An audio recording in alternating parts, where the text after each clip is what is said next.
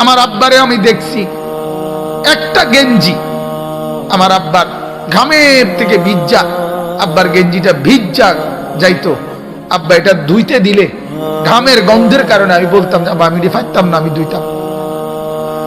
এরকম ওই দিনও মারে বলছি যে মা আজ যখন মালিক অনেক সম্পদ দিছে, আজ আর বাবা নাই, বাবার এই সুখের সময় কিচ্ছু খাওয়াইতে পারলাম না, কিচ্ছু না, কিচ্ছু না, কিচ্ছু না।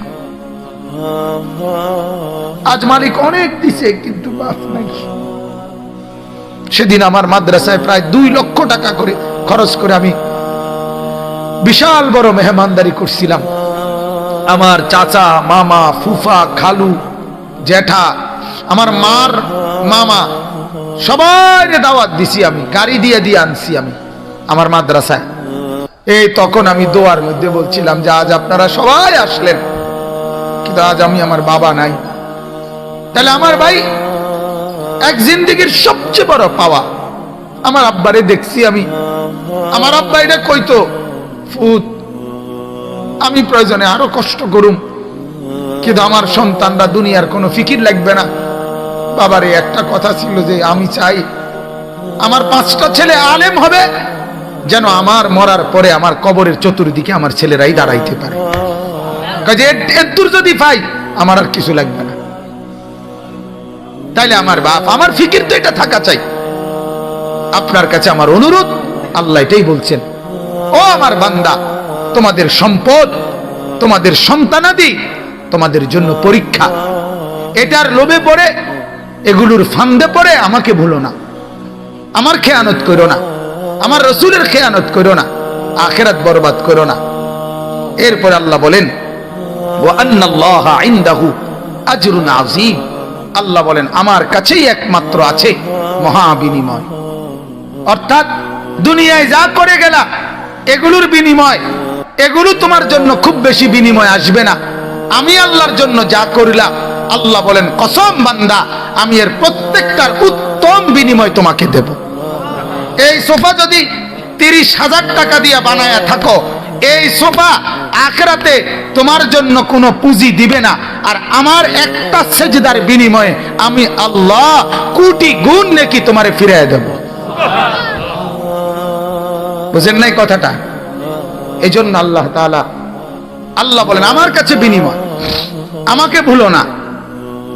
বিবিকে রাজি করতে গিয়ে, ছেলেকে রাজি করতে গিয়ে, মেয়েকে রাজি করতে গিয়ে, সম্পদ জমাইতে গিয়ে বড় শিল্পপতি হবা, বড় কুটিপতি হবা, বড় পুঁজিপতি হবা, বিশাল গার্মেন্টস মেল ফ্যাক্টরির মালিক হবা, আর বিনিময়ে আমি আল্লাহরে হারায়ে যাবা, আমার রসুলকে হারায়ে ফেলবা, আখিরাত ভুলে যাবা, জাহান্নাম ভুলে যাবা, জান্নাত ভুলে যাবা।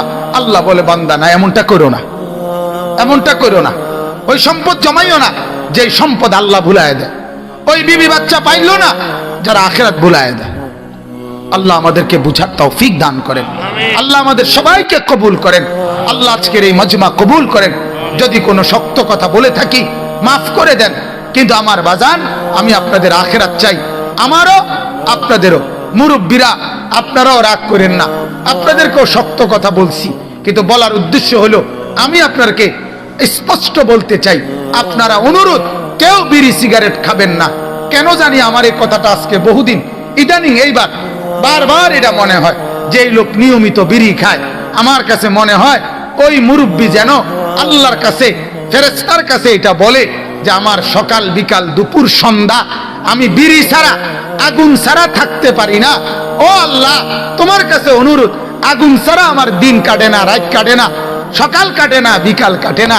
আল্লাহ তুমি তো দেখলা আগুন ছাড়া আমি থাকতে পারি না, অতএব আমারে কবরে আগুনেই রাখো, আমারে হাসরে জাহান্নামের আগুনে রাখো। আর নাই তো কি, আর কি কারণ হতে পারে কোন? এই জন্য বাপ, আপনি যদি আমার দাদা হন, আমি আপনার নাতি, আমি চাই আমার দাদা যেন হয় জান্নাতি। আপনি যদি আমার বাবা হন, আমি আপনার ছেলে, আমি চাই আমার বাবা যেন হয় জান্নাতি। আপনি যদি আমার চাচা হন, আমি চাই আমি ভাতিজা, আমার চাচা যেন জান্নাতি হয়।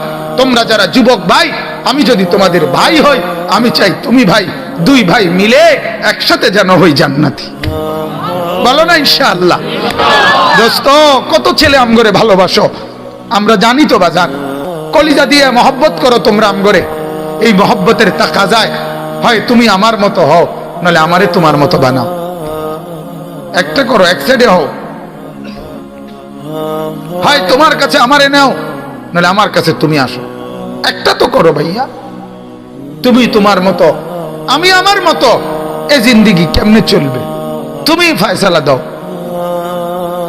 তুমি ফয়সালা দাও। আল্লাহ তাআলা আমাদের সবগুলো যুবককে কবুল করেন, আমিন।